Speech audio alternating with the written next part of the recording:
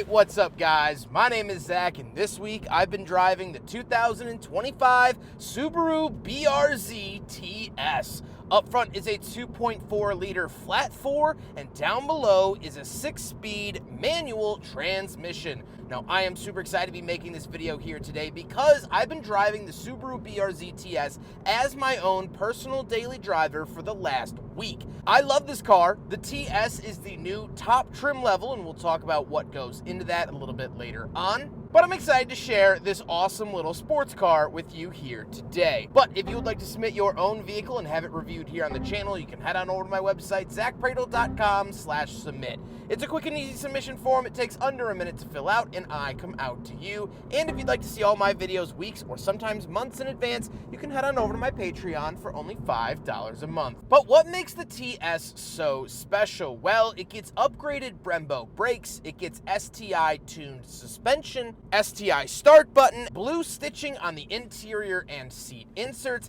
and of course it says STI in the gauge cluster. So this is the top dog when it comes to the BRZ. Now you are going to pay a pretty penny for that. Let's see if it's worth it, but let's get back to that 2.4 liter flat 4 under the hood. That is a Subaru Boxer engine and makes 228 horsepower. Now, unfortunately, the TS does not come with any additional horsepower or performance. The brakes are better, but not the engine. However, I like this engine. I think it offers a really nice amount of torque, and that was a huge upgrade over the outgoing BRZ that lasted until 2021. So I like the torque down low, and that's why this particular driving experience is better for me than a Miata, is because around town you still get that little extra something so you don't feel like a shopping cart on the loose. Like I said, paired to it is a 6-speed manual transmission. Absolutely wonderful shifting throw, nice light and friendly clutch, really solid into gear. It gives you a ton of confidence, and again, this is another spotlight here for the BRZ, making it so good. Last but not least about the drivetrain, of course, the BRZ is rear-wheel drive, and it does come with a limited slip differential at all trim levels. So no matter what BRZ you buy today, it will come with a limited slip diff, which I think is a huge win, especially because the Miata, it's an option. So how does it feel to drive the Subaru BRZ? Well, it feels amazing. The downside is, of course, the ride quality. However, I don't think that the STI-tuned suspension really ruins the ride quality or makes it any worse than it already was. It's already a very stiff car at every trim level, so that STI suspension doesn't really harm it any. But again, on long highway trips, it did get kind of old when you bounce around the cabin ever so slightly.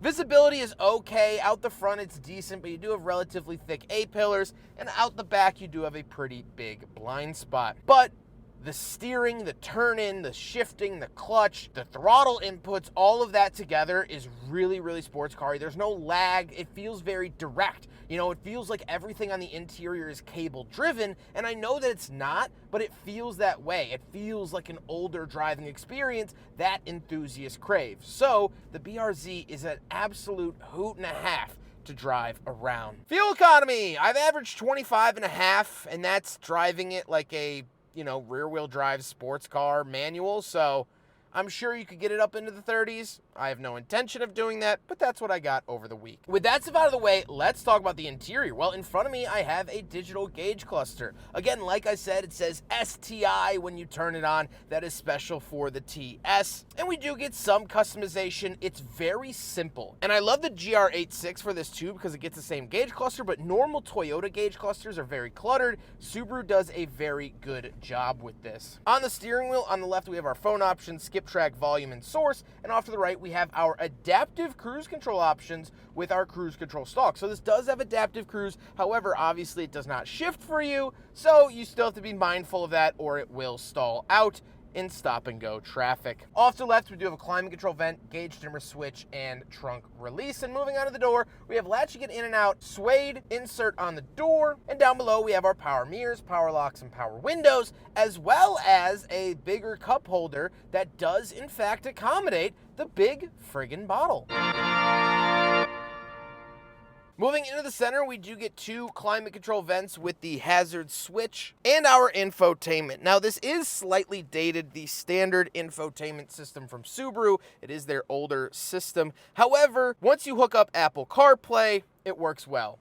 Downside, no wireless Apple CarPlay. It is only wired, and it is USB-A. So even though this car is new, it sort of feels old in that regard. You do get a backup camera, not a very high quality one, but you have one. Down below, we do get our climate controls. We get dual zone climate, very nice to see. Fan speed in the center, where to send it down below, AC, sync, max AC, all those things. And of course, you see that red STI start stop button off to the left. Then we do get the shifter. It has that nice blue accenting on it, standard shift knob that you would see in any other BRZ. I wish that they did a special STI or TS shift knob, but alas, they did not. And down below, we have our traction control settings for on and off, as well as we have our track mode, which fully turns off the traction control. We do have our seat heater rocker switches, again, where the car feels a little outdated. And then we do have cup holders in the center that failed the big friggin' bottle test. However, it doesn't matter because the doors passed. We also do have our USB-A and aux inputs here, again, aging the vehicle. The seats are comfortable. They do have that added blue detail for the TS package. And I'm a bigger guy, and I fit in here decently well. I have to say I'm pretty happy with how I fit in here.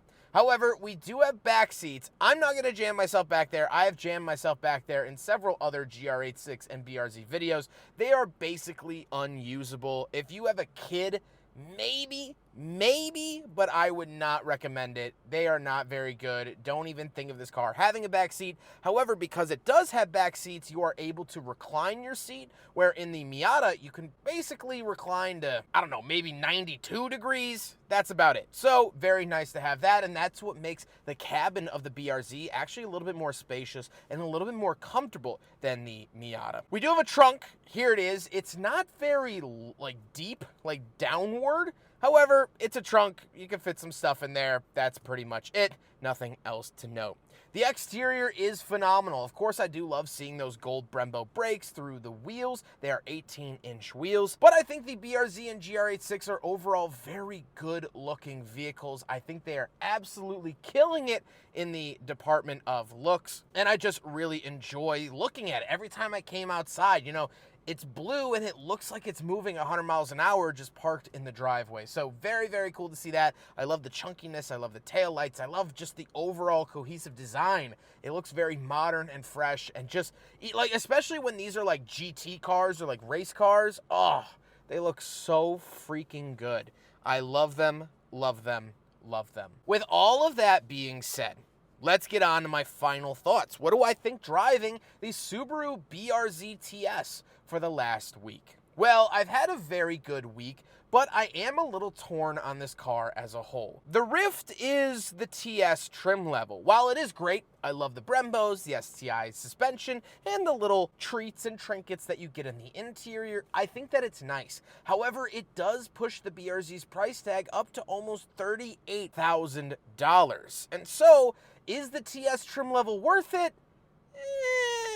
I probably wouldn't buy it myself. However, because that trim level exists, it actually highlights how fantastic the standard base model BRZ is, the premium model. At its most basic entry-level price, you get that 2.4-liter flat four making 228 horsepower. You don't lose out on any power. You get that 6-speed manual transmission. You get a Torsen limited slip differential at the base level. The driving experience is going to be the same, whether you spend the 33 or the 38. So in my opinion, I would save a couple of dollars. I would get the base model and maybe upgrade the brakes later. I'm sure you can find big brake kits for this car. A lot of people put these on coilovers anyway, so the additional price for that tuned suspension might not be worth it to you. And if you buy the car at $33,000, you could slowly acquire parts at a more leisurely pace instead of shelling out that extra $5,000 immediately. Now, there's a flip side to that.